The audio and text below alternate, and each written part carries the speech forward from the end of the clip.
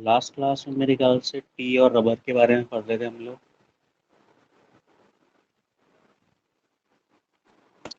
T हो गया था, रबर हो गया था, अदर प्लांटेशन क्रॉप्स के बारे में भी पढ़ रहे थे, है ना। सो उससे आगे देखने की कोशिश करेंगे हमने। अ, शायद ब्लैक पेपर लास्ट करा था आई गेस,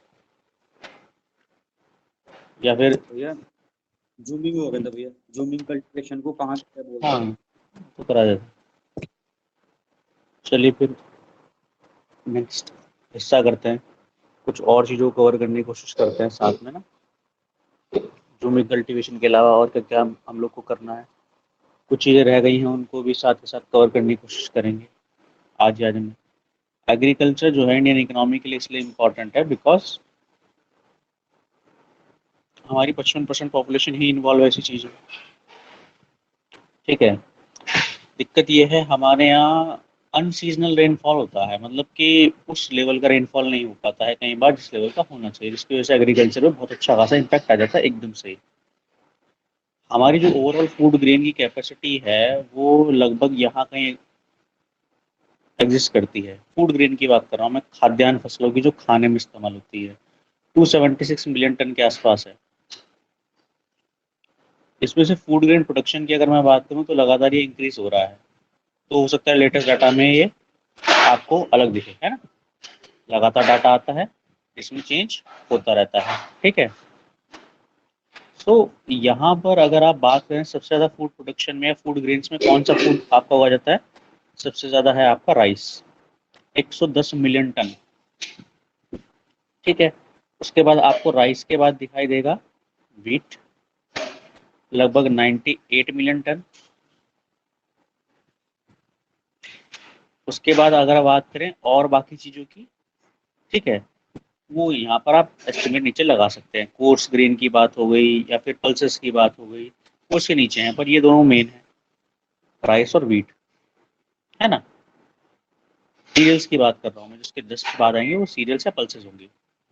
अब अगर हम फूड ग्रेन की ही बात करें तो फूड ग्रेन में कौन सा राज्य नंबर वन है, तो ओवरऑल फूड ग्रेन में जो राज्य नंबर वन है वो है यूपी। फूड ग्रेन में जो ओवरऑल राज्य नंबर वन है वो है यूपी, उत्तर प्रदेश। ये नंबर वन है फूड ग्रेन में। ठीक है। ठीक है। यूपी नंबर वन है फूड ग्रेन में। दूसरे नंबर पर है एमपी। यानी खाद्यान्न फसलों में नंबर वन जो है वो यूपी है और दूसरे नंबर पर एमपी है।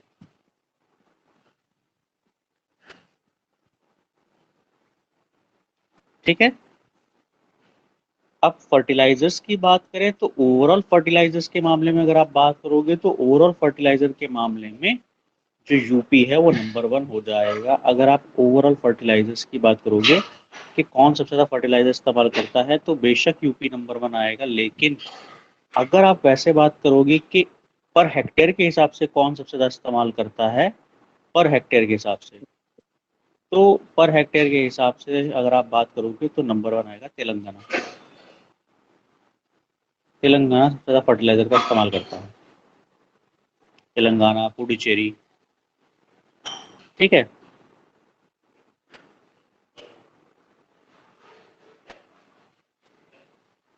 ठीक है। चलिए, ऐसे अगर हम मेज़ की बात करें, यानी कि हाँ, अभी तक इसके बारे में बात हुई नहीं है, मुझे ऐसा लगता है मेज़ के बारे में ना, है ना। मोटे अनाज के बारे में भी बात नहीं हुई है और ना ही मक्के के बारे में बातचीत हुई है ना। तो मक्के के बारे में थोड़ी सी बात करते हैं, है ना, कि मक्का क्या हिसाब किताब है। देखो मक्के का हर बार हिसाब किताब चेंज होता रहता है, थोड़ा बहुत फ़र्क आता रहता है। तो मेज़ में जो आपको राज्य दिखाई देंगे उनमें फ़र्क आ जाएगा थोड़ा बहुत, है ना। मक्के में कि उत्पादन में शीर्ष कौन सा है, या फिर आप उधर की साइड जाओगे कि क्षेत्रफल में कौन सा है, तो उसमें स्लाइट डिफरेंस आ जाता है। फॉर एग्जांपल अगर मैं मक्के की बात करूं, मेज़ की बात करूं,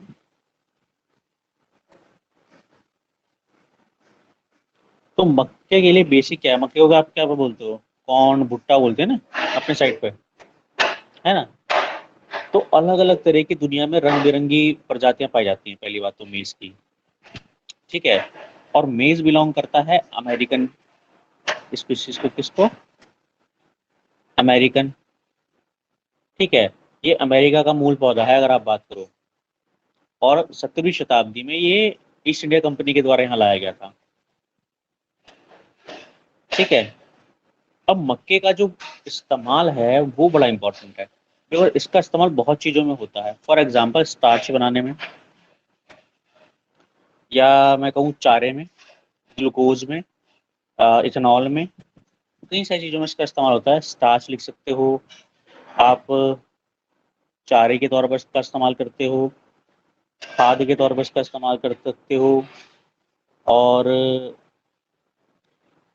भी कई तरीके से इसका इस्तेमाल है। फॉर एग्जांपल अल्कोहलिक ड्रिंक्स जो होती हैं उसमें भी इसका इस्तेमाल होता है, बायोडीजल में भी इसका इस्तेमाल होता है। तो यहाँ पर साथ में जरूर लिखिएगा और कहाँ का इस्तेमाल होता है, बायोडीजल,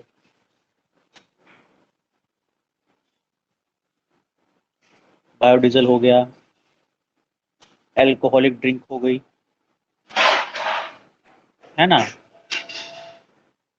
जैसे कि विस्की, बियर, है ना, उनको बनाने में इसका इस्तेमाल होता है। और अगर आप बात करें तो भारत की ये तीसरी लार्जेस्ट प्रोडक्शन वाली चीज है। इसके बाद राइस के और व्हीट के बाद मेज आता है। अगर आप ओवरऑल जगह और वजन के हिसाब से बात करोगे ना, तो मेज तीसरे नंबर पे आता है, मक्का तीसरे नंबर पे आता है, ठीक है।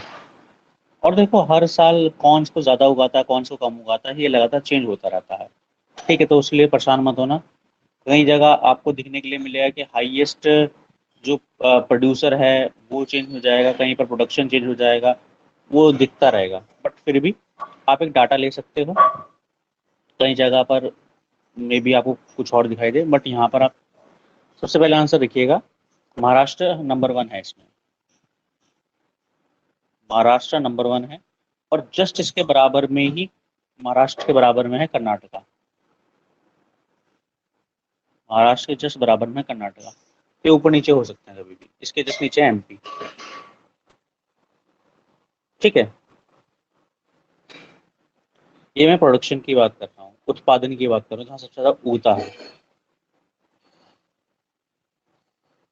ठीक है।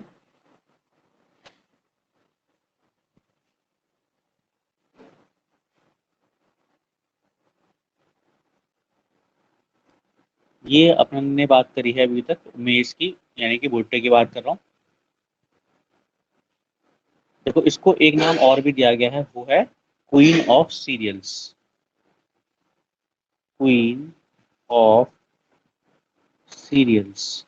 अगर पूछे सीरियल्स में क्वीन किसको कहा जाता है, तो भुट्टे को कहा जाता है। बायोडीजल हो चुका, अल्कोहलिक ड्रिंक्स हो चुकी, थर्ड लार्जेस्ट फ्रूट ग्रेन हो गया, इसको पकने में लगते हैं 90 से 150 दिन। उत्तर भारत में हमारी साइड पर हम 85 से 105 दिन तक में भी इसको उगा लेते हैं, ठीक है। इसकी मेनली वैरायटी जो है वो है शक्तिमान के नाम से, इसकी मेन वैरायटी है शक्तिमान के नाम से, शक्तिमान वन, शक्तिमान टू, ठीक है, याद रखना भी आसान है ना, शक्तिमान, ठीक है।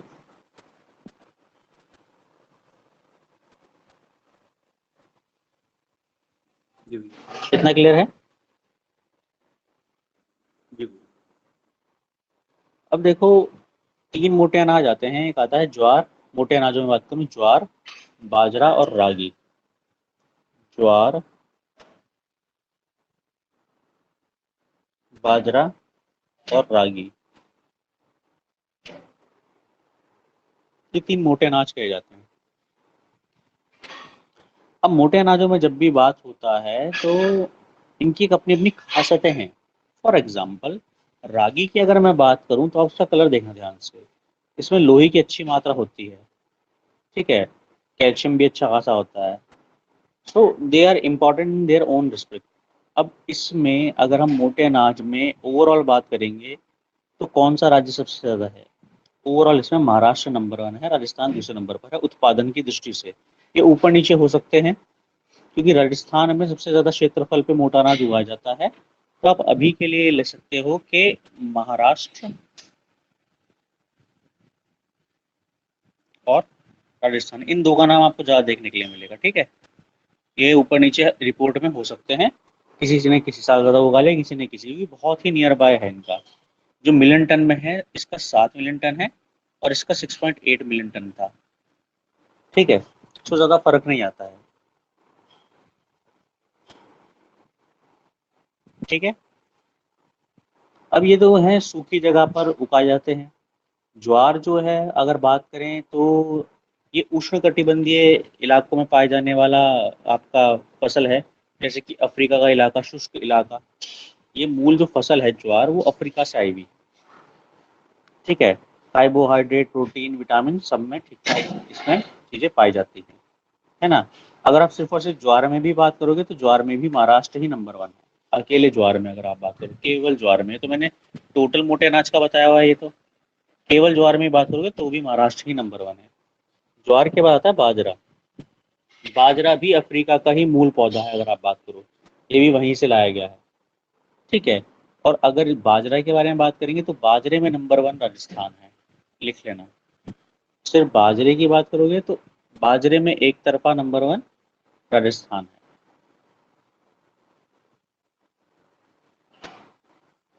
ठीक है, अब बात करते हैं रागी की। रागी जो है वो भी शुष्क प्रदेशों में ही होता है, लाल, काली, बलुआ, दोमट, हर तरह की मिट्टी में होता है। रागी के उत्पादन की अगर आप बात करोगे तो रागी उत्पादन में आपका कर्नाटक आपको देखने के लिए मिलेगा। कौन सा? कर्नाटक शीर्ष पे देखने के लिए मिलेगा, वैसे अगर आप ओवरऑल बात करोगे तो। ठीक है, अब देखो मैं दोबारा से रिपीट करता हूँ सारी चीज़ें ना, एक बार ये वाली बात हो, एक और रह गया अभी ना, रागी के बाद जौ रह गया है ना, जौ के बारे में बात नहीं करी अभी तक। जौ को इंग्लिश में क्या बोलते हैं? बार्ले। इनके नाम पे बिस्किट बिकते हैं बहुत सारे, इन चीज़ों के नाम पे, कि हमने ये भी डाल दिया, वो भी डाल दिया, बिस्किटों में डाल डाल के वो बताते हैं कि हमने इसको करा। अब देखो मैं अगर इसकी बात करूँ, बार्ले की बात करूँ या इनकी बात करूँ, तो ये कहीं ना कहीं से आई हुई है फसल। जैसे मैंने बाजरा बताया था अभी, अफ्रीका की फसल है वो। मक्का मध्य अमेरिका की फसल है। ठीक है, गेहूं मध्य एशिया का है। ऐसे ही अगर हम जौ की बात करें, ये चीन की फसल थी, तो चीन का इलाका है ये, जहाँ पर ये फसल हुआ करती थी। ठीक है, बाद में अगर आप बात करो तो सिंधु घाटी सभ्यता में भी जौ बहुत ज़्यादा इम्पोर्टेंट हो गई थी। किसमें? सिंधु घाटी सभ्यता में भी जौ उगाई जाती थी। तो भारत में बहुत पहले से है जौ, अगर आप बात करो तो हजारों साल से जौ है यहाँ पर, क्योंकि सिंधु घाटी सभ्यता को भी बहुत टाइम हो चुका है ना। इसको गरीबों का आहार कहा जाता था, अगर हम वैसे बात करें। इसका भी प्रयोग सेम सिचुएशन वही है कि शराब में, विस्की बनाने में किया जाता है, सो अपने आप में इम्पोर्टेंट हो जाती है, लेकिन इससे राजस्व पैदा होता है। अगर आप ओवरऑल बात करें तो राजस्थान इसमें भी आपको शीर्ष पे दिखाई देगा, फिर उत्तर प्रदेश। कौन सा? राजस्थान, फिर यूपी, अगर हम जॉब की बात करें। ठीक है, अब देखो कुछ और चीज़ों पे चलते हैं यहाँ से ना, तो मोटे अनाज की बातचीत हो गई थोड़ी बहुत, कुछ एक्स्ट्रा फैक्ट्स लिखते चलिएगा, जिन जिन चीज़ों की आती रहेगी मैं बात करता रहूँगा आपसे। फॉर एग्जाम्पल हम बात करें बनाना की, केले के ऊपर बात करें, तो केले का लीडिंग प्रोड्यूसर कौन होगा आपके हिसाब से? बनाना कौन होगा भारत में बनाना तमिलनाडु। उगाने वाला सबसे ऊपर राज्य? तमिल तमिलनाडु नंबर 1 है, जी भैया। गुजरात दूसरे नंबर पर है। और अगर मैं इसी में बात करूं तो यहाँ पर आपको ये लिखना है नेशनल बनाना रिसर्च सेंटर। नेशनल बनाना रिसर्च सेंटर, तो नेशनल बनाना रिसर्च सेंटर जो है,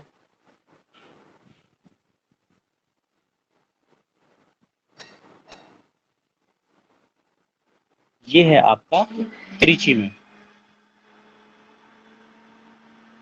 ठीक है, ये है आपका त्रिची में।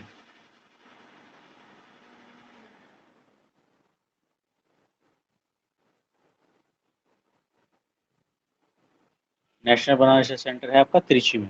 त्रिची तमिलनाडु में, यानी साउथ का इलाका पड़ता है। ठीक है, तो बनाना के बारे में थोड़ी सी बातचीत हो गई। चलिए आलू के बारे में बातचीत करते हैं थोड़ी सी। देखो जो एग्रीकल्चर और फार्म डेवलपमेंट मिनिस्ट्री का डाटा आता है उसके हिसाब से अगर मैं बात करूँ तो यूपी जो है वो आलू में एक तरफा है, 32% प्रोडक्शन अकेला यूपी से होता है, तो इस मामले में नंबर 1 है। यूपी के बाद आता है वेस्ट बंगाल दूसरे नंबर पर, और तीसरे नंबर पर आपका बिहार। ठीक है, अगर मैं आलू के बारे में बात करूँ, यूपी में आलू बहुत होता है। ठीक है, अगर आपसे वैरायटी के बारे में कभी पूछा जाए, क्योंकि पहले सवाल आए हैं, तो वैरायटी आप मान के चलेगा, आपसे इनके बारे में पूछा जाएगा तो ये वैरायटी आ सकती है। एक आ सकती है कुफरी, कुफरी चिप सोना, ये आ सकता है। कुफरी चिप सोना 2, चिप सोना 3, ये बेस्ट वैरायटी है पोटैटोज की। ठीक है, अगर आप बात करोगे तो ये याद रखिएगा। एक कुफरी चिप्सोना 2, एक कुफरी चिप्सोना 3 नाम है ये इनके। एक आती है कुफरी हिमसोना, कुफरी हिमसोना। ठीक है, तो आप इसको याद रख लोगे ना, एक को भी, तो भी आप आंसर मार दोगे, कोई दिक्कत नहीं है। पूछते हैं किस चीज की वैरायटी है ये।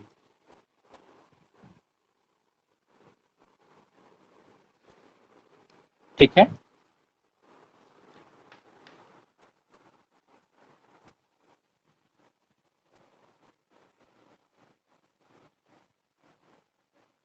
हमने कॉटन के बारे में तो ऑलरेडी बात कर ली, कपास के बारे में है ना जी। कॉटन के बारे में एक बात याद रखना, अगर पूछे कहाँ का है तो वहां पर अगर पूछे तो देशज पौधा ही है वो, यानी यहीं का पौधा है वो।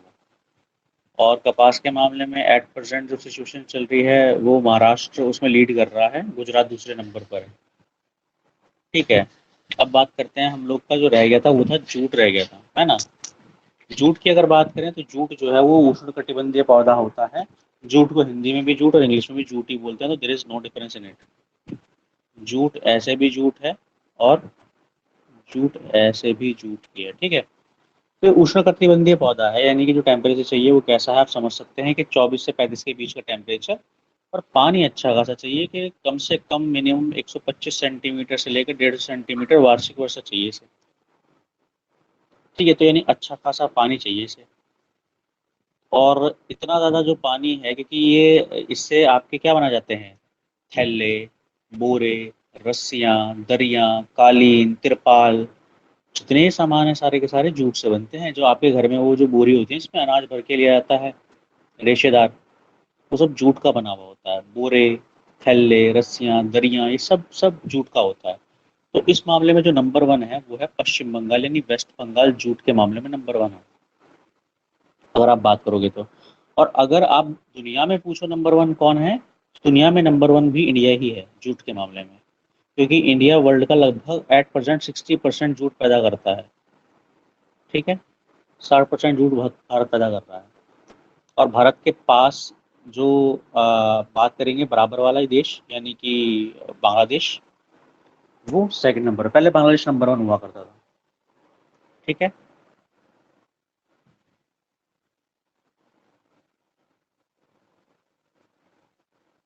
इसको गोल्डन फाइबर भी बोलते हैं, कई बार कई जगह लिखा हुआ मिलेगा आपको golden fibre, because of its colour, because of its extensive use.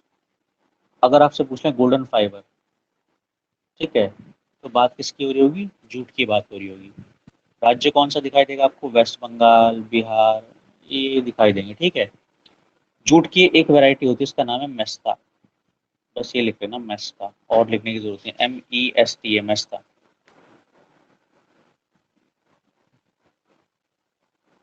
Mesta is a variety of jute.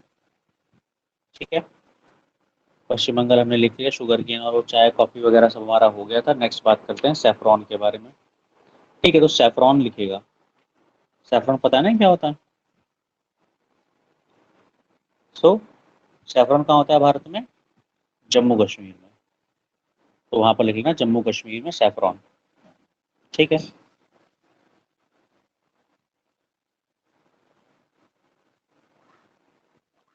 Saffron जो है वो एक तरीके की कमर्शियल क्रॉप है। कैसी क्रॉप है, कमर्शियल क्रॉप होती है वो।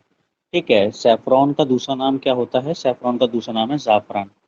हमारे यहाँ तो चलता है सेफ्रॉन। ठीक है, कुछ जगह पर इसको बोला जाता है जाफरान। ठीक है, एक्सटेंसिवली कहाँ प्रोड्यूस करा जाता है, ये स्पेन में, ईरान में, ग्रीस में, इटली में। ठीक है, कहाँ कहाँ पर, स्पेन हो गया, ईरान हो गया, इटली हो गया, ठीक है। लेकिन अगर आज के परिप्रेक्ष्य में बात करें, ग्रीस में उगता है। आज के परिप्रेक्ष्य में बात करें तो ये दोनों लोग जो हैं, इटली और स्पेन, ये इसमें लीड कर रहे हैं आज के टाइम पर। ये काफी मात्रा में उगा रहे हैं इसको, ठीक है, औरों से बहुत आगे निकल गए हैं, ठीक है। चलिए, अब मैं एक बार आपको ये सारी चीज़ ना रिकॉल कराता हूँ, आप थोड़ा सा कोशिश कीजिएगा, फिर और चीज़ फिर से ऐड करेंगे इसके अंदर ना। एक बार रिकॉल कराता हूँ, फिर से ऐड करता हूँ, ठीक है। देखो, कुल खाद्यान्न में अगर बात करूँ तो आपका उत्तर प्रदेश नंबर वन है ना, नंबर वन कुल खाद्यान्न में। कुल दलहन में बात करूँ तो एमपी आ जाएगा आपका। कुल खाद्यान्न में तो यूपी है, कुल दलहन में एमपी है, कुल तिलहन में भी एमपी है, ठीक है। कुल मोटे अनाज में अभी चेंज हो गया है, महाराष्ट्र है, पहले राजस्थान हुआ करता था, राजस्थान अब दूसरे पे आ चुका है। इन सब चीज़ों में राजस्थान दूसरे नंबर पर है, दलहन में, तिलहन में, मोटे अनाज में, सब में तीसरे पे है, सॉरी दूसरे पे, ठीक है। ये बात हो गई ओवरऑल खाद्यान्न फसल की, यानी फूड ग्रेन्स की, दालों की, तिल की और अनाज की, कुल मोटे अनाज की, ठीक है। ये चार चीज़ों के बारे में बात करें हमने। इसके अलावा अगर हम बात करें तो चावल हो गया। चावल में पश्चिम बंगाल नंबर वन है ओवरऑल, ठीक है। गेहूं में उत्तर प्रदेश नंबर वन है, बाजरा में राजस्थान, मक्का में महाराष्ट्र, ठीक है। ये चारों तो मैंने लिखवाए हैं। चना मध्य प्रदेश लिख लेना, चना में मध्य प्रदेश है, और अरहर में महाराष्ट्र है। आलू मैंने लिखवा दिया उत्तर प्रदेश, ठीक है। प्याज रह गया, प्याज में महाराष्ट्र नंबर वन है, प्याज में लिख लेना महाराष्ट्र नंबर वन। एक लिखना सरसों, सरसों में राजस्थान नंबर वन है, सरसों में राजस्थान नंबर वन है। सोयाबीन में मध्य प्रदेश नंबर वन है, सोयाबीन में मध्य प्रदेश नंबर वन है। और सूरजमुखी में कर्नाटक, सूरजमुखी में कर्नाटक,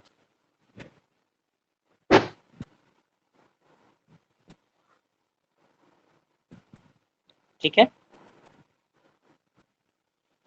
चलिए, अब ये तो बात हो गई कि कौन सी कहाँ पर क्या क्यों किस लिए, ठीक है। अगर आप ओवरऑल बात करें, धान की बात करें तो धान का जो जन्म स्थान है वो भारत इंडोनेशिया को माना जाता है, ठीक है, यहीं पे माना जाता है। मक्का को माना जाता है मैक्सिको की फसल है, मध्य अमेरिका मैक्सिको की फसल है मक्का। गेहूं मध्य एशिया की मानी जाती है, तंबाकू दक्षिण अमेरिका का, रबड़ भी दक्षिण अमेरिका ब्राजील की साइड की मानी जाती है। उड़द जो दाल है वो भारत की मानी जाती है, ये भारत की है। ये मैं क्यों बता रहा हूँ, क्योंकि जो यहीं का लोकल जो सामान होता है वो आपके लिए मच बेटर रहता है, तो यहीं आसपास उग रहा है ना, वो आपके शरीर के लिए हमेशा अच्छा रहेगा।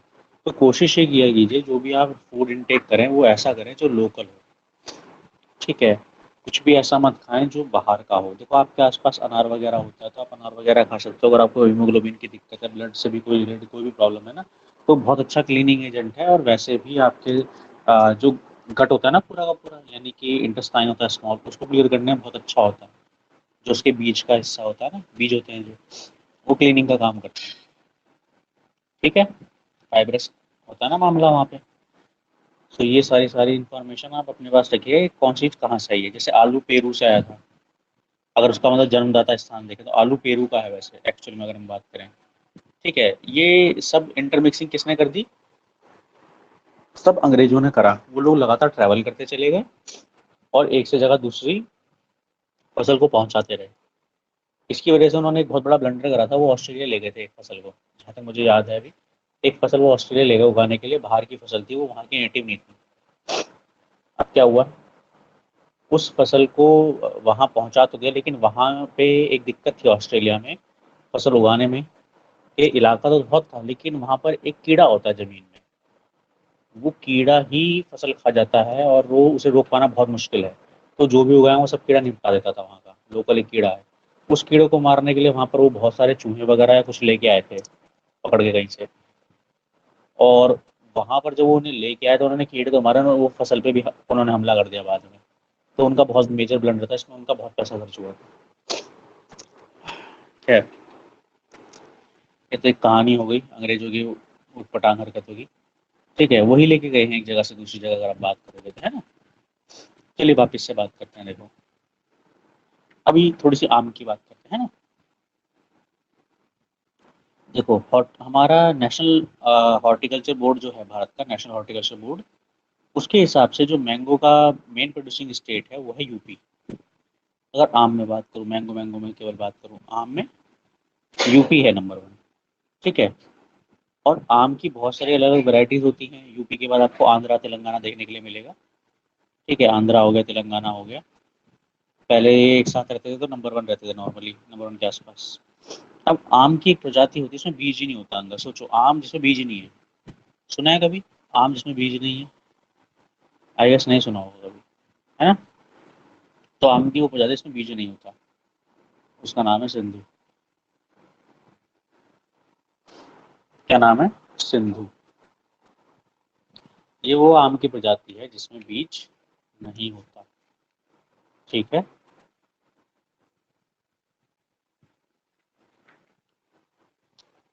चलिए, एक तो हो गया ये। और कौन कौन सी होती है? एक एग्रीकल्चर रिसर्च इंस्टीट्यूट है, पूसा। उसने हाइब्रिड पैदा करा था दशहरी का। ठीक है, दशहरी का हाइब्रिड पैदा करा था। तो उसका नाम जो है, अगर मैं बात करूं, एक आता है आम्रपाली। आम्रपाली वैरायटी है मैंगो की। Indian agriculture research institute Pusa के द्वारा आपकी डेवलप करी गई 1971 में। ठीक है। और दशहरी का हाइब्रिड है ये। और एक वैरायटी आती है नीलम मैंगो की, उसको मिलाकर। ठीक है। चलिए, ये डेवलप करी गई थी इसलिए इम्पोर्टेंट है। ठीक है, आम्रपाली। ठीक है, सिंधु मत लेना, आम्रपाली। सवाल आ सकता है इसलिए इन्हीं के बारे में डिस्कस कर रहे हैं केवल, है ना। सिंधु और आम्रपाली के बारे में। अब आता है आपका गोवा, यानी कि अमरूद। अगर अमरूद की बात करूं तो अमरूद की एक टाइप होती है, इसको बोलते हैं ललित। और एक होती है बनारसी। तो ललित और बनारसी जो है, ये एडवांस्ड वैरायटी हैं अमरूद की। इन्हें डेवलप करा गया था Indian institute of horticulture research के द्वारा। किसके द्वारा? Indian institute. ये भी आपको याद रखने पड़ेंगे कौन कौन सा इंस्टीट्यूट कहाँ कहाँ पर है। हॉर्टिकल्चर एंड रिसर्च, ये इंस्टीट्यूट भी आपको याद रखने पड़ेंगे कौन कौन सा कहाँ पर है। ठीक है। बोर्ड्स भी आपको याद रखने पड़ेंगे कौन कौन सा बोर्ड कहाँ कहाँ पर है। ठीक है। जैसे अंतर्राष्ट्रीय चावल अनुसंधान केंद्र, यानी नेशनल राइस रिसर्च, वो आपका मनीला में है। जी भैया। भारतीय दलहन अनुसंधान, दलहन दलहन वाला कानपुर में है। भारतीय दलहन अनुसंधान संस्थान कानपुर में है। और जैसे भारतीय गन्ना प्रजनन संस्थान कोयम्बटूर में है। ठीक है। कॉफी अनुसंधान चिकमंगलूर में है, मैंने बताया भी था उस दिन। ठीक है। तो आपको धीरे धीरे चीज़ों को डेवलप करना पड़ेगा। ऐसे ही करके धीरे धीरे चीज़ें याद करनी पड़ेगी। चौधरी चरण सिंह राष्ट्रीय कृषि जयपुर में है। धीरे धीरे करके याद होंगे, एक बारी में तो याद करना थोड़ा मुश्किल है। ठीक है। अच्छा, भारत में कोई है विवेकानंद पर्वतीय कृषि अनुसंधान अनुसंधानशाला? विवेकानंद पर्वतीय सर ये तो उत्तराखंड कृषि में है। हाँ भैया अनुसंधानशाला कहाँ पर है उत्तराखंड में? शायद अल्मोड़ा में। श्रीनगर या सर श्रीनगर में ही है शायद।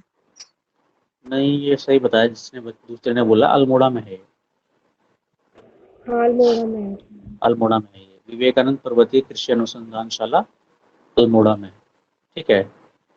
तो अलग अलग जगह पर हमारे अलग अलग संस्थान हैं। जैसे पशु स्वास्थ्य संस्थान जालंधर में है, पशु रोग जांच प्रयोगशाला वो पुणे में है। तो इनमें से इम्पोर्टेंट ही के बारे में भी बात कर रहा हूँ मैं आपसे, मैंने बहुत ज़्यादा इधर उधर नहीं गया अभी, है ना। वापस से आते हैं, चलो ठीक है, नेक्स्ट चीज़ के बारे में बात करते हैं। अभी हम बात करते हैं किसके बारे में, अमरूद के बारे में, ठीक है। अच्छा, चलो नेक्स्ट बात करते हैं एक बहुत ही अनोखी चीज़ के बारे में, ठीक है, जिसका आपने कभी जिसे देखा ही ना हो, जैसे कि इंडियन गूसबेरी। ठीक है, इंडियन गूसबेरी सुना है कभी? ये इंडियन गूसबेरी क्या होता है? इंडियन गूसबेरी,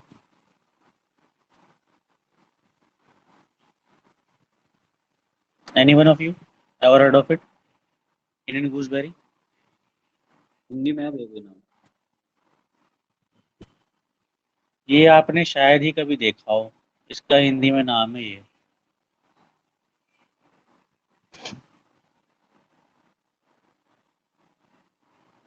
आमला आ का। गया देख के? हाँ जी भैया, लग रहा है पड़ोस में। पड़ोस में लग रहे हैं ना, शायद ही कभी वहां पे मुझे बोलना चाहिए था ना देखा हो। अरे यार, आंवला तो सुपर फूड है वैसे भी। आंवला क्या है? सुपर फूड है। आंवले की इतनी खासियत है, हमारे आयुर्वेदिक साइंस में इतनी खासियत है कि गिनवाते गिनवाते आप थक जाएंगे। अगर आप ओवरऑल अगर च्यवनप्राश की बात करें, च्यवनप्राश में मोर देन 50-60% सिर्फ आंवला ही होता है। आंवला ही आंवला होता है उसके अंदर, उसी को लगाकर पकाते रहते हैं कंटिन्यूसली। बिकॉज आंवला एक ऐसी चीज़ है, उसको कितना भी प्रोसेस करो आप, उसका विटामिन सी मेंटेन रहता है काफ़ी हद तक, वो इतनी आसानी से जाता नहीं है। इसलिए आंवला कैंडी और वो सब लोग खाते हैं, क्योंकि आंखों के लिए, बालों के लिए, शरीर की इम्यूनिटी के लिए, हर चीज़ के लिए आंवले का इस्तेमाल होता है, वो भी बहुत अच्छे तरीके से। अगर आपको मैक्सिमम इसका बेनिफिट लेना हो ना, तो उसको इनटेक करने का बेस्ट बेस्ट तरीका, आप इसको गर्म पानी में उबाल लो। बेस्ट तरीका है, गर्म पानी में उबाल लो और हल्का सा नमक ले लो, और जब खाना खाया करो ना, तो उसके साथ इसकी 2-3 पाँक अचार की तरह खा लिया करो। वो बेस्ट मेथड होता है अगर आप आंवले का मैक्सिमम बेनिफिट लेना चाहते हैं तो। अगर घर में आपकी मम्मी को आंवले वगैरह की सब्जी बनानी आती है तो वो बना लो, कई दिन तक चलती है। आप वहाँ पर भी उसको अचार की तरह इस्तेमाल कर सकते हो, ठीक है। बट कुछ लोग को अचार सूट नहीं करता। और कमाल की बात है, एक लौता ऐसा खट्टा फल है, एक लौता ऐसा खट्टा फल है जो दूध के साथ रिएक्ट नहीं करता है। आप कुछ भी खट्टा खा लो, दूध के साथ पलट देगा, दूध को एकदम से फाड़ देगा दूध को। इसको खाओ, ये परेशानी नहीं करता है, दूध को दिक्कत नहीं देता है ना। कमाल की बात। तो आंवला बहुत कमाल की चीज़ है जी, इसको अपनी डेली डाइट का हिस्सा बनाना चाहिए। चलिए नेक्स्ट बात करते हैं। क्लस्टर बीन के बारे में सुना है कभी? क्लस्टर बीन, भैया आप लेकर तो लिखवा दो। आंवले का। आंवले के जी। बारे में मैंने आपको 3 प्रजाति बताई होगी उसकी, कंचन, कृष्णा, बनारसी। ठीक है, ये तीनों इम्प्रूव्ड वैरायटी हैं। आंवला क्यों फेमस होता है? आंवला फेमस होता है विटामिन सी के लिए,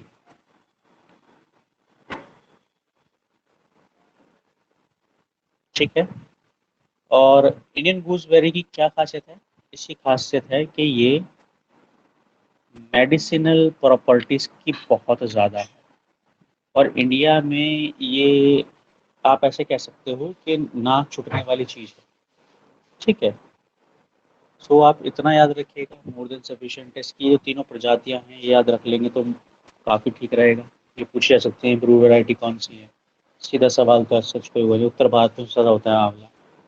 क्लस्टर बीन एक चीज़ होती है, शायद आपने देखी हो, क्लस्टर बीन देखिएगा, बनाई होगी घर में तुम लोगों ने।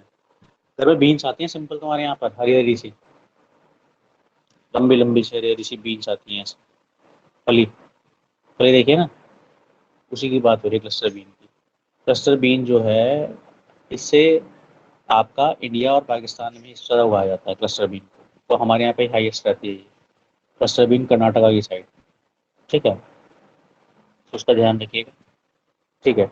अब कुछ और चीज़ों के बारे में बात करते हैं, जैसे कि एनिमल हस्बेंड्री के बारे में थोड़ी सी बातचीत करते हैं। एनिमल हस्बेंड्री क्या होता है, कैसे होता है?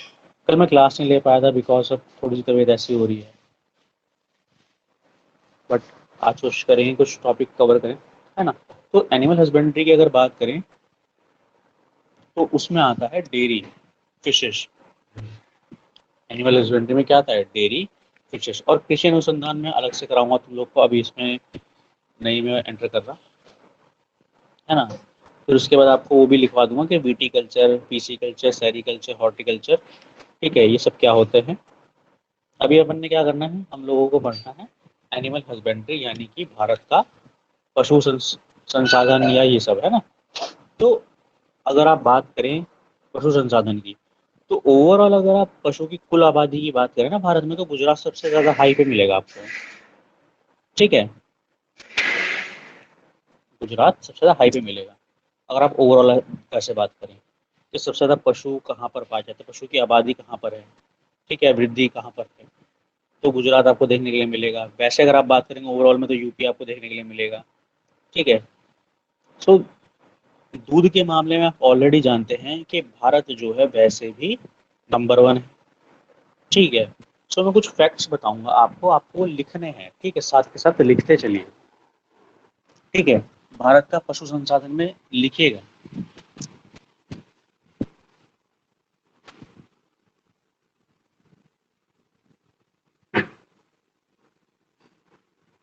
देखो, सारा डाटा हमें मिलता कहाँ से है? हमें मिलता है पशु गणना रिपोर्ट से। कहाँ से? पशु गणना रिपोर्ट से, ठीक है। अगर विश्व में सबसे अधिक मवेशी की बात करें ना, मवेशियों की बात करें, यानी ओवरऑल जो एनिमल होते हैं, दुधारू जीव होते हैं, चरने वाले जीव होते हैं, उसमें नंबर वन भारत ही है। भारत टॉप पर है ओवरऑल में अगर आप देखोगे तो। नेक्स्ट पे आपका ब्राजील है, और फिर इसके बाद आपका तीसरे पे चाइना है, अगर आप ओवरऑल बात करोगे तो, ठीक है।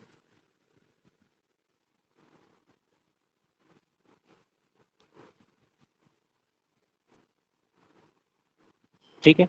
अब अगर मैं दुधारू पशुओं की बात करूं, ठीक है, तो उसमें आपको दिखेंगे, आपका गांव दिखेंगी, भैंस दिखेंगी, बकरी दिखेगी, भेड़ दिखेगी, और सुअर दिखेंगे, अन्य पशु दिखाई देंगे जिनको पाला जाता है स्पेसिफिकली, जैसे मुर्गी पालन करा जाता है स्पेसिफिकली, है ना। तो अगर आप वैसे बात करें तो गाय बैल की जो जनसंख्या है ओवरऑल टोटल मवेशियों में, वो लगभग है 27% के आसपास इसकी, गाय बैल की। उसके बाद अगर दूसरे नंबर पे आओगे तो लगभग 21 आपका परसेंट में है भैंस। कौन है? भैंस। उसके बाद आप बात करोगे तो 12%, 12.5% के आसपास आपको भेड़ दिखाई देगी, और 26% के आसपास आपको बकरी दिखाई देंगी, ठीक है। ये सब परसेंटेज में है, लगभग इतना ही है। ये परसेंटेज का हिसाब किताब है हमारे यहाँ पर, जो पशुपालन के हिसाब से अगर आप इसको बांटें तो, ठीक है। लगभग 100 साल बीत चुके हैं हमें पशु गणना करते हुए। हर 5 वर्ष में इसकी गणना करी जाती है, वैसे नीतियाँ वगैरह बनाई जाती हैं इसके ऊपर, ठीक है।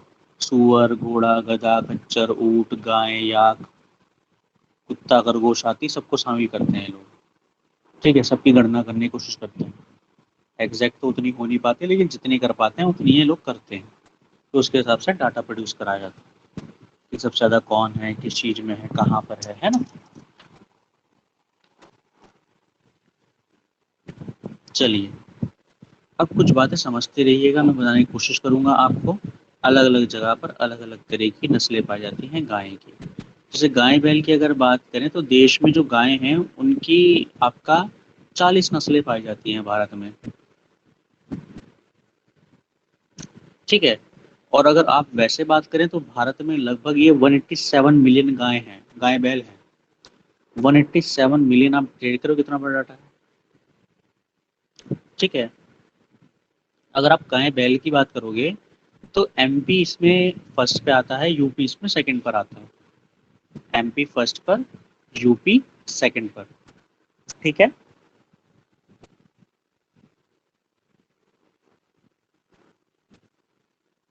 भैया गुजरात किसने बताया था? जी, गुजरात जो है वो किस बेस पे बताया था भैया, टॉप पे? किस चीज में बताया था? किस चीज में बताया था? भैया अभी बताया था पशुओं के लिए बता रहे थे ना, ओवरऑल देखा है तो यूपी और फिर गुजरात पे बता रहे थे। अच्छा, वो ये बता रहा था मैं कि जो पशुओं में कुल आबादी में वृद्धि की गई है, यानी किसने अपने यहाँ पर इनकी जो परसेंटेज है उसमें इंक्रीमेंट करा है। मान लो 100 थे पहले, अब आपने 150 कर दिए, तो उस मामले में गुजरात नंबर 1 है अपने यहाँ पर पशुओं की वृद्धि करने में, उनकी इंक्रीमेंट करने में। अगर आप वैसे जनसंख्या मतलब संख्या को गिनोगे तो संख्या को गिनने में मामला अलग हो जाता है। ठीक है, संख्या को गिनने में कैसा हो जाता है वो समझने वाली बात है। संख्या का मैंने भी क्या बताया, अगर गाय बैल की बात करें तो पालन में भारत में अग्रणी राज्य एमपी और यूपी है। इसके बाद पश्चिम बंगाल, महाराष्ट्र, राजस्थान, ये आ जाएंगे। अब भारत में क्या होता है, गाय बैल की 3 नस्लें पाई जाती हैं। एक होती है मिल्च यानी दुधारू नस्लें, एक होती है ड्रॉट यानी कि भारवाही नस्लें, एक होती है मिक्स्ड यानी मिश्रित नस्लें। तो इन तीनों को मैं एक बार समझाने की कोशिश करता हूँ, आप अपने स्तर पर समझने की कोशिश कीजिएगा, ठीक है, कि क्या है इसका मतलब। एक मैंने बताया आपको दुधारू में, यानी भारत में 3 तरह की गाय बैल की नस्लें पाई जाती हैं। कितने तरह की? 3 तरह की। अब उन 3 तरह में अगर मैं बात करूं तो पहली बात करते हैं दुधारू की। दुधारू गाय बोलते हैं ना कि ये तो दुधारू गाय है, इसको कहाँ तुम झोटा बुग्गी में लगा रहे हो। तो एक होती है दुधारू नस्ल, दुधारू नस्ल को बोलते हैं मिल्च। ठीक है, अब इसका मतलब क्या है, जो इस नस्ल की गाय होगी ना वो काफी दूध देती होगी, और इसी नस्ल का जो बैल होगा वो आपका कृषि कार्य या फिर भार जो उठाता है ना, आपका सामान उठा के लेके जाता है बैल वगैरह, उसका बैल इतना ज्यादा सही नहीं होता कि वो सामान वगैरह लेके जा सके।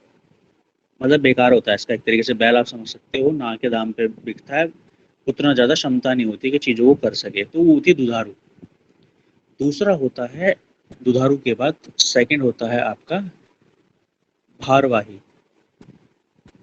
भारवाही का मतलब तो आप समझ रहे हो, जो भार लेकर जा सके, इसको बोलते हैं ड्रॉट।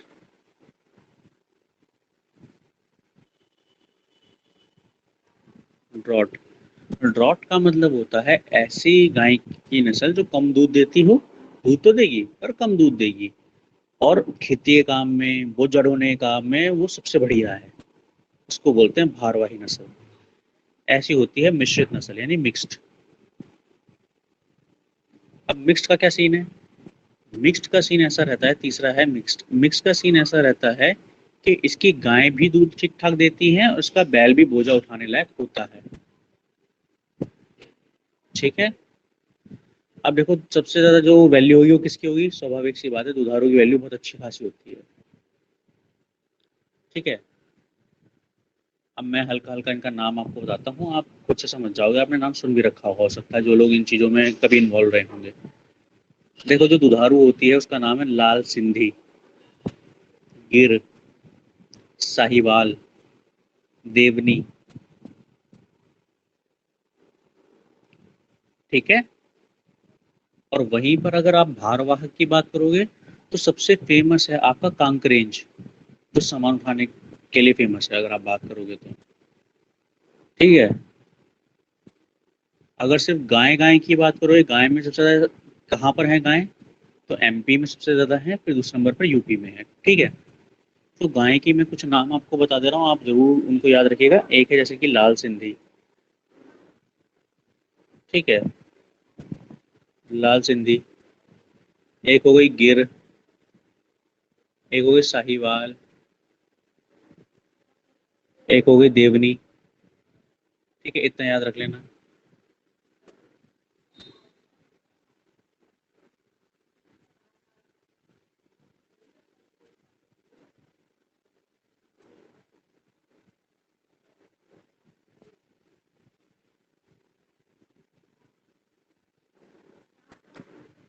इतना लिख लिया क्या? ये सारे दुधारू का नाम बताया मैंने, सब दुधारू हैं। अगर भारवाही की बात करूं तो भार उठाने में यानी वजन उठाने में सबसे फेमस है कांकरेज। ये नस्ल होती है गाय की, कांकरेज। ठीक है, एक नस्ल और लिख लेना, हो सकता है कभी पूछ लें आपसे, आपका थार पारकर। थार पारकर का नाम लिख लेना, थार पारकर। ये दोनों काम कर सकती है, दूध भी दे सकती है, सामान उठा सकती है। ठीक है, हो गई गाँव गाय के बारे में थोड़ी सी बात। भैंसों के बारे में बात करते हैं, बफेलो के बारे में बात करते हैं। भारत में जो बफेलो पाए जाते हैं, जो भैंसें पाई जाती हैं, वो मेनली भैंस होती हैं पानी वाली। ठीक है, जल भैंस बोलते हैं, वाटर बफेलो आ जाता है हमारे यहाँ पर ना, पानी में पड़े रहते हैं, हमने देखा होगा। ठीक है, दलदली इलाकों में मजा आता है उनको लिटरने में, है ना। सो दूध देने में, मांस में और आपका माल वाहन में, तीनों में काम आती है ये। अगर आपसे भैंसों पर अनुसंधान कहाँ पर होता है, तो केंद्रीय भैंस अनुसंधान संस्थान हरियाणा में है, हिसार में। कहीं पर लिख लेना, केंद्रीय भैंस अनुसंधान संस्थान, हरियाणा, हिसार।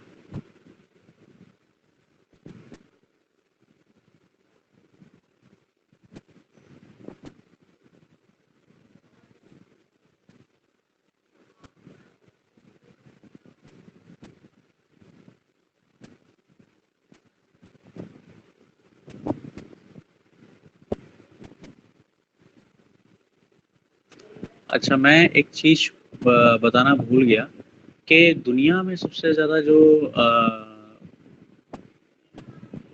किसकी है, कौन सी गाय की है, कहीं पर लिख लेना उस गाय का नाम ना, होल्स्टीन। होल्स्टीन फ्रेशियन। देखो यार, होल्स्टीन फ्रेशियन हो चाहे और गाय हो, हमारे यहाँ की गाय की तुलना में ये वाली जो गाय होती हैं, विदेशी गाय, ठीक है, ये 4-4 गुना दूध देती हैं। अगर हमारे यहाँ की 15 लीटर दे रही है, तो ये 60-60 लीटर दूध देती है। ठीक है, लेकिन जो क्वालिटी इस 15 लीटर में है, वो उस 60 लीटर में नहीं होती है। ये दूध गाढ़ा ठीक नहीं है। होता इनका। उसमें वसा की जो मात्रा है, ठीक है, और वसा रहित जो ठोस पदार्थ हैं, उनकी कमी होती है। ठीक है, भले ही दूध बहुत ज़्यादा देती हैं। और हमारे लिए, हमारी बॉडी के लिए जो दूध अच्छा होता है, वो वही 15 लीटर वाला है, क्योंकि मिल्क में भी दो टाइप होते हैं, एक होता है A1 टाइप, एक होता है A2 टाइप। मैं इस सब में नहीं घुसूंगा आपके, क्योंकि इसका घी भी बनता है, इसका दूध भी होता है, और अलग अलग दूध पे अलग अलग तरह के शोध हुए हैं। तो भारतीय लोगों के लिए अगर आप बात करो, या वैसे भी दुनिया में जो हमारे यहाँ की जो गाय है, उनका दूध होता है, वो बेस्ट रहता है, महंगा भी होता है और अच्छा भी होता है। ठीक है, और गाय का घी तो खैर सुपर फूड है, अपने आप में बहुत सारी चीज़ों का इलाज है वो, अगर आप रोज में उसको लेते हो तो। नेक्स्ट बात करते हैं आपका। देखो, अलग अलग तरह की भैंसें होती हैं हमारे यहाँ पर ना, भैंस की नस्लें होती हैं, जाफराबादी, मुर्रा। ठीक है, अ, ये दो याद रखना, है भारी भैंसें होती हैं, जाफराबादी और मुर्रा। भैंस की नस्लें दो याद रखना, जाफराबादी और मुर्रा। जाफराबादी तो तुम लिख लोगे, है ना, मुर्रा भी लिख ही लोगे, है ना। जाफराबादी और मुर्रा, मुर्रा, ठीक है, ये दो भारी भैंसें होती हैं। बाकी सब हल्की होती हैं, चाहे वो सूरती हो, तराई हो, नागपुरी हो, वो सब हल्की भैंस होती है। तो आप ये दो याद रख लेना, इतना बहुत है। ठीक है, अब देखो, भैंसों की भी क्लोनिंग होती है, हर चीज़ की क्लोनिंग होती है आजकल ना, माता पिता और वो करके आपका चेंज कर देते हैं। ठीक है, अब भैंसों के मामले में बात करें तो यूपी एक तरफा आ गया है, दूसरे नंबर पर राजस्थान आता है। ठीक है, भैंसों के मामले में यूपी नंबर 1 है, दूसरे पे राजस्थान आता है। समझ रहे हो।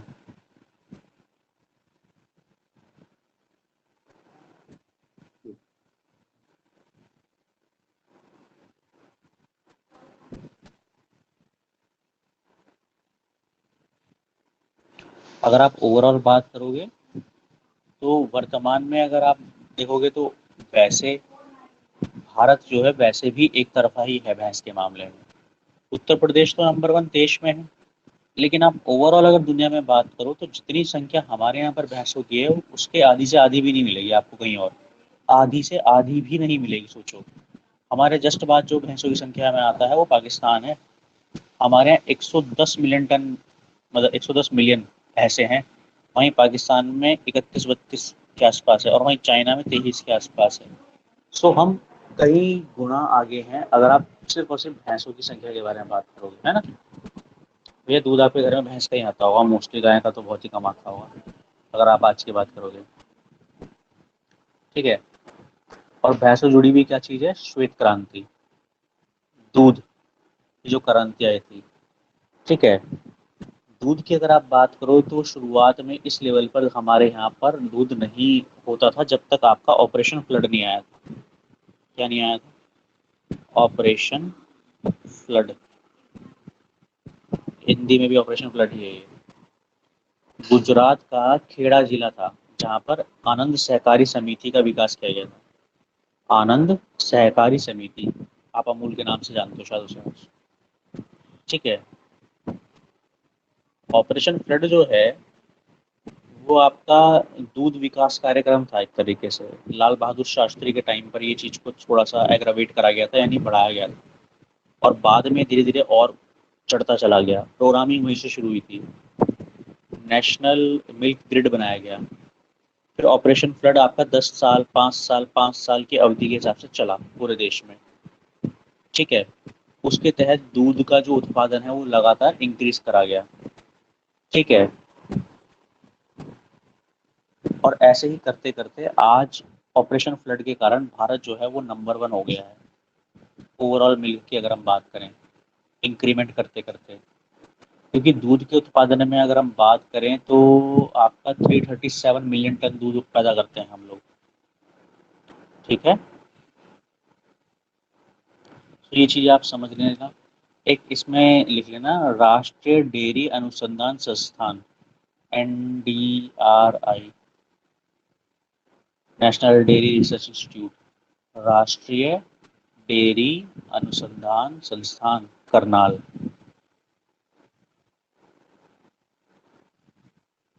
राष्ट्रीय डेयरी अनुसंधान संस्थान करनाल।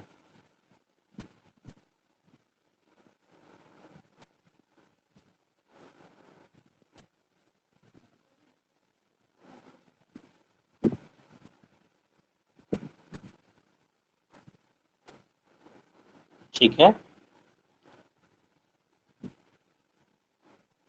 ओके, चलिए बस अभी इतना ही करते हैं, ठीक है, बाकी कल देखेंगे।